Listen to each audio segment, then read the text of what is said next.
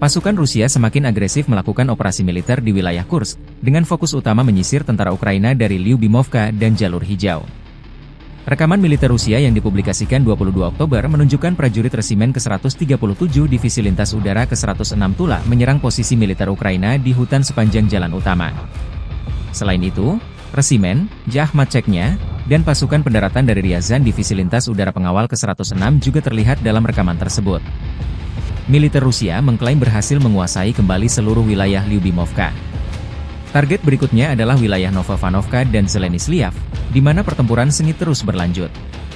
Terpisah, Kementerian Pertahanan Rusia melansir, selama sehari terakhir, Angkatan Bersenjata Ukraina kehilangan lebih dari 260 prajurit, 16 kendaraan lapis baja, termasuk 2 tank, 1 kendaraan tempur infanteri dan 13 kendaraan tempur lapis baja, 6 senjata artileri lapangan, 4 kendaraan bermotor lainnya, serta 2 stasiun peperangan elektronik di wilayah Kursk. Sejak tentara Ukraina menyerbu wilayah Rusia di Kursk, pasukan Volodymyr Zelensky kehilangan sekitar 25.420 prajurit, 169 tank, 84 kendaraan tempur infanteri, 103 pengangkut personel lapis baja, serta 977 kendaraan tempur lapis baja, 664 kendaraan bermotor lainnya, 216 artileri, 38 peluncur roket ganda, termasuk 9 HIMARS dan 6 MLRS buatan Amerika Serikat.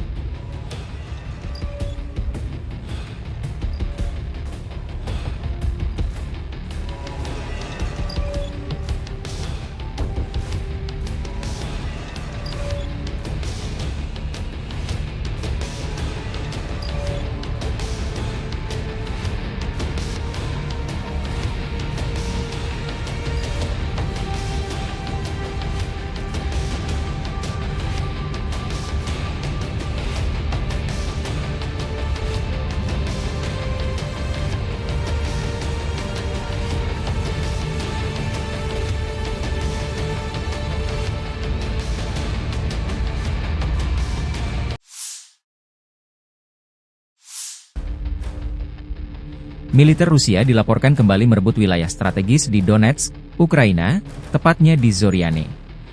Tensi di sebelah barat kota Donetsk ini mereda dalam 48 jam terakhir.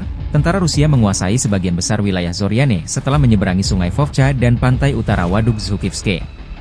Dalam operasi tersebut, tentara Rusia berhasil memukul mundur pasukan Ukraina yang sebelumnya menguasai daerah itu, memperkuat kendali Rusia di wilayah Donetsk. Video dirilis militer Donetsk 21 Oktober waktu Moskow. Pertempuran sengit dilaporkan terjadi selama beberapa hari, dengan serangan artileri dan pertempuran darat yang intens. Setelah berhasil menguasai Zoriane, tentara Rusia segera mengibarkan bendera nasional Rusia sebagai simbol kemenangan. Pejabat Rusia menyatakan ini sebagai bagian dari upaya mereka untuk merebut kembali seluruh wilayah Donetsk yang masih berada di bawah kendali Ukraina. Sementara itu, otoritas Ukraina belum memberikan tanggapan resmi, tetapi perlawanan diperkirakan akan terus berlanjut di wilayah-wilayah yang masih disengketakan. Observator internasional memperingatkan bahwa konflik ini dapat memperburuk ketegangan di wilayah Donetsk yang sudah lama menjadi pusat pertikaian. Dengan situasi yang terus berkembang, komunitas internasional menyerukan upaya diplomasi untuk meredakan eskalasi yang semakin meningkat.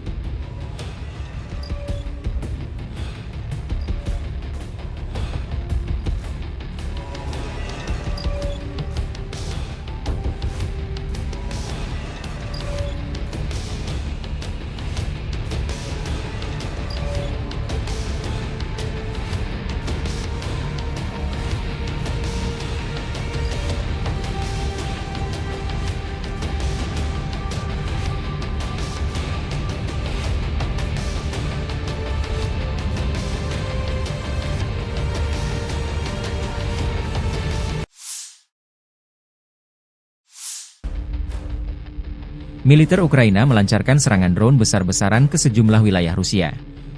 Kerusakan parah terdampak di wilayah Lipetsk, Minggu 20 Oktober waktu Moskow. Ini merupakan bagian dari serangan berulang kali Kiev ke wilayah dalam Rusia yang tak menjadi medan perang antara keduanya. Dalam pernyataan militer Ukraina, pihaknya mengklaim telah menyerang infrastruktur bandara militer Lipetsk 2 yang merupakan rumah bagi jet tempur Sukhoi Su-34, Su-35, dan MiG-31 Rusia. Namun tak dijabarkan skala kerusakan. Kami telah menargetkan gudang yang menyimpan amunisi, bahan bakar, dan peralatan penerbangan, ditambah keterangan militer Ukraina dikutip Newsweek. Serangan juga dikonfirmasi oleh pemerintah Rusia. Gubernur wilayah Lipetsk, Igor Artamonov, mengatakan dalam sebuah unggahan di aplikasi pesan Telegram bahwa serpihan dari pesawat nirawak yang dicegat telah mendarat di sebelah barat kota Lipetsk, tetapi, tidak ada korban atau kerusakan. Kebakaran yang terjadi di darat setelah jatuhnya UAV dengan cepat dipadamkan, kata Artamonov dalam pembaruan selanjutnya. Dalam informasi lainnya, Moskow mengatakan pada Minggu pagi bahwa mereka telah menghancurkan 110 pesawat nirawak Ukraina di berbagai wilayah dalam semalam, termasuk 27 kendaraan udara nirawak, UAV, di wilayah Lipetsk. SBU, bersama dengan cabang militer Ukraina lainnya, menyerang gudang tempat Rusia menyimpan bom udara berpemandu presisi kabupaten. Kiev juga menargetkan jet tempur Su-34 dan Su-35 serta lokasi penyimpanan bahan bakar penerbangan di lapangan udara tersebut, diungkap seorang sumber. Meski begitu, Ukraina masih tidak diperbolehkan menggunakan rudal jarak jauh yang disediakan Barat untuk menyerang wilayah Rusia. Kiev telah mengajukan banding keras terhadap pembatasan ini, tetapi larangan tersebut tetap berlaku.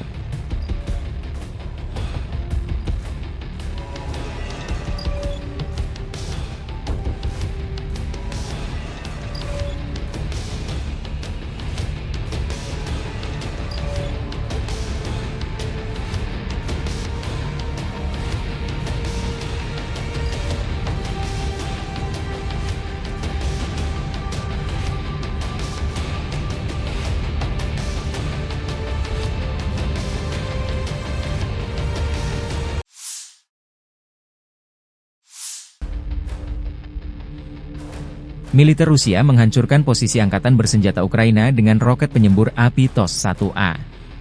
Unit pengintaian yang menggunakan kendaraan udara nirawak mendeteksi sekelompok pasukan musuh di posisi yang dibentengi di jalur pasukan grup pasukan Sever. Awak TOS-1A Sonsepyok tiba di posisi penembakan dan menembakkan peluru roket 220 mm mengikuti data posisi yang diterima.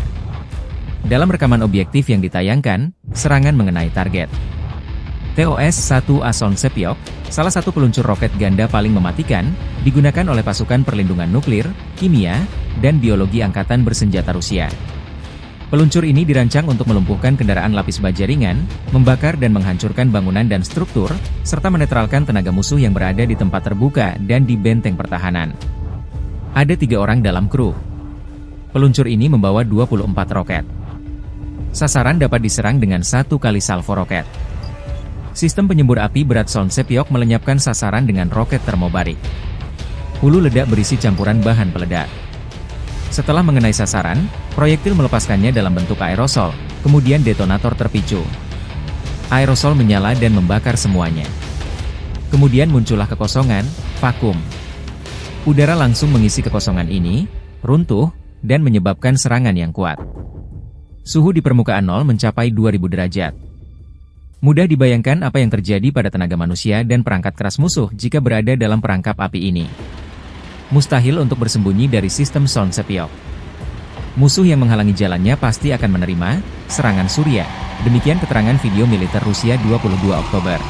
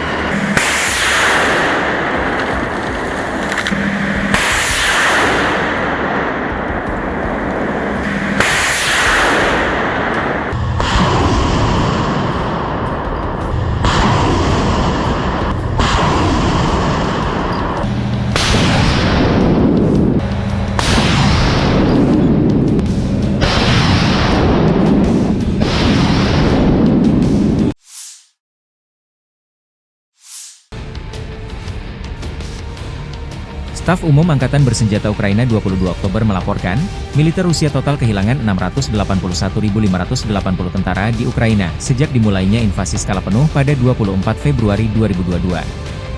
Jumlah ini termasuk 1.350 korban yang diderita pasukan Rusia hanya dalam sehari terakhir. Rusia juga kehilangan 8 tank, 34 sistem artileri, 71 pesawat tanpa awak dan 20 kendaraan khusus militer dalam 24 jam terakhir.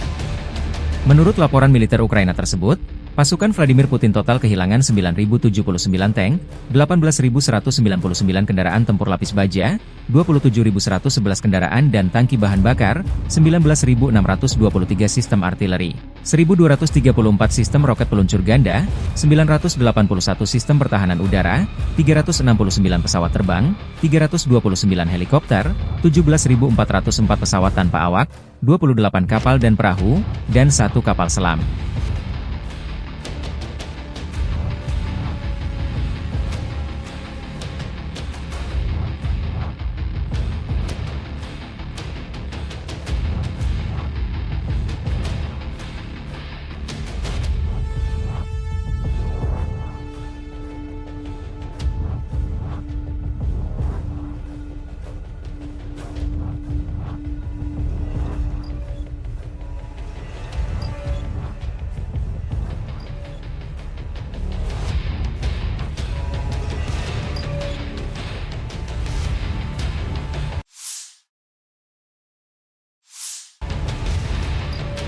Howitzer gerak sendiri M-STAES 152 mm menghancurkan semua target yang terdeteksi, demikian keterangan video militer Rusia. Howitzer Swagera M-STAES 152 mm adalah artileri modern Rusia. Senjata ini pertama kali diperkenalkan pada 1989. M-STAES dilengkapi meriam 152 mm dengan laras panjang. Kemampuan tembakannya mencapai jarak maksimum 25 km. Sistem pengisian otomatis meningkatkan kecepatan tembakan secara signifikan. M-STAES mampu menembakkan hingga 8 peluru per menit. Kendaraan ini bergerak di atas sasis rantai yang kuat. Desainnya memungkinkan mobilitas tinggi di berbagai medan perang. M-STAES dilengkapi perlindungan lapis baja dari serangan musuh. Howitzer ini dirancang untuk mendukung infanteri dan unit lapis baja. M-STAES dapat dioperasikan oleh 5 personel militer. Sistem elektroniknya mendukung penargetan yang sangat akurat. M-STAES juga dapat menembakkan berbagai jenis amunisi. Kendaraan ini memiliki berat total sekitar 42 ton. M-STAES digunakan secara luas dalam operasi militer Rusia di Ukraina.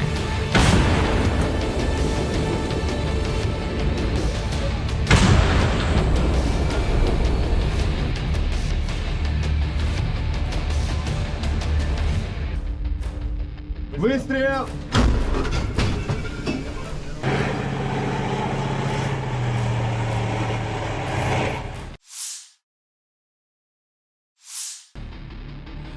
Militer Rusia terus menyisir wilayah Kursk termasuk menggunakan helikopter perang Ka-52.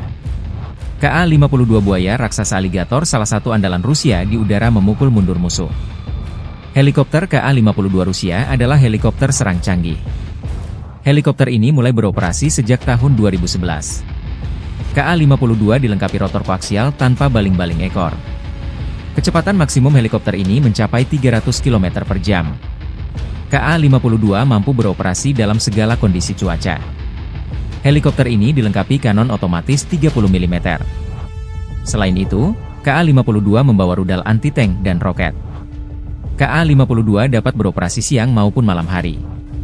Helikopter ini memiliki sistem avionik modern dan sensor canggih. Kapasitas maksimal bahan bakarnya mencapai 1.480 liter. Ka-52 juga dilengkapi kursi lontar untuk pilot. Helikopter ini digunakan secara luas oleh militer Rusia.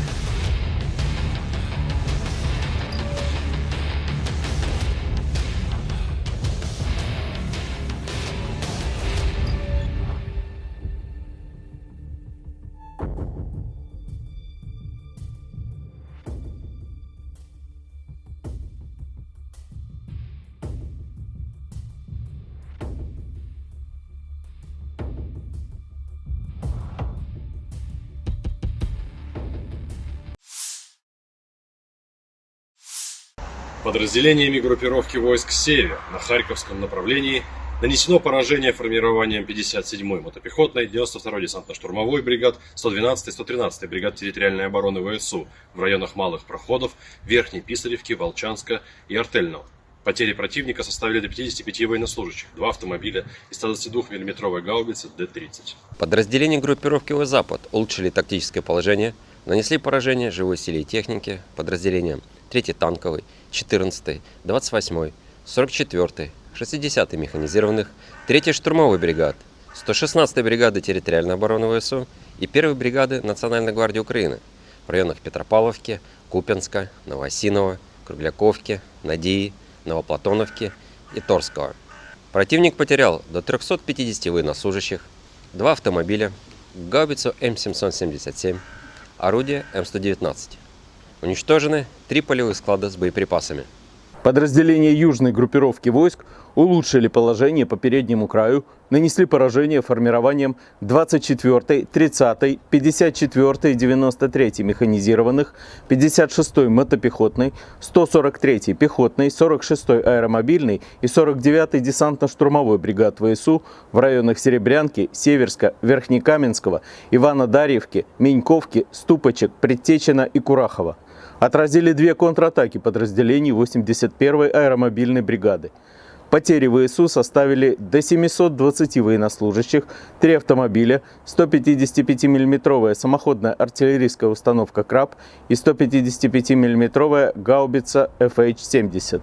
Оперативно-тактической авиацией, ударными беспилотными летательными аппаратами, ракетными войсками и артиллерией группировок войск Вооруженных сил Российской Федерации нанесено поражение объектам нефтегазовой отрасли и энергетики Украины, обеспечивающим действия ВСУ, инфраструктуре военных аэродромов, цехам производства и складам хранения ударных БПЛА, пункту временной дислокации иностранных наемников, а также скоплением живой силы и военной техники противника в 127 районах. Средствами противовоздушной обороны сбиты 3 реактивных снаряда «Химарс» и 52 беспилотных летательных аппарата самолетного типа. Подразделения группировки войск «Центр» продолжили продвижение вглубь обороны противника. Нанесли поражение живой силе и технике 32-й, 41-й, 53-й механизированных, 59-й мотопехотной, 25-й воздушно-десантной, 95-й десантно-штурмовой бригад, 101-й бригады территориальной обороны ВСУ, 12-й и 15-й бригад Национальной гвардии Украины в районах Дзержинска, Щербиновки, Николаевки, Селидова, Цикурина и Кураховки.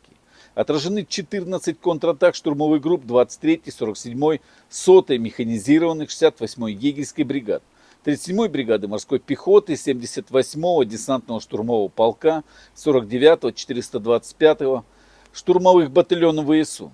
Противник потерял свыше 430 военнослужащих, 2 боевые машины пехоты Брэдли, бронетранспортер М113, 2 пикапа, 152 мм гаубицу МСТБ, 2 152 мм орудия Д-20, 122 мм самоходную артиллерийскую установку «Гвоздика», 122 мм гаубицу Д-30, 105 мм орудие М119 и 100 мм противотанковую пушку «Рапира». Подразделения группировки войск «Восток» заняли более выгодные рубежи, нанесли поражение живой силе и технике 72-й механизированной бригады, 110-й, 117-й, 127-й бригад территориальной обороны ВСУ и 21-й бригады Национальной гвардии Украины в районах Доброволя, Шахтерского и Равнополя. Потери противника составили до 90 военнослужащих, 2 автомобиля, самоходные артиллерийские установки «Краб» и «Богдана». Подразделениями группировки войск «Днепр» нанесено поражение формированием 31-й, 117-й механизированных, 141-й пехотной, 128-й горно-штурмовой бригад, 121-й, 124-й бригад территориальной обороны ВСУ в районах населенных пунктов Малая Токмачка, Орехов, Лобковое, Ивановка и Антоновка. ВСУ потеряли до 55 военнослужащих, 2 автомобиля и 122 мм гаубицу Д-30. Уничтожен полевой склад с боеприпасами.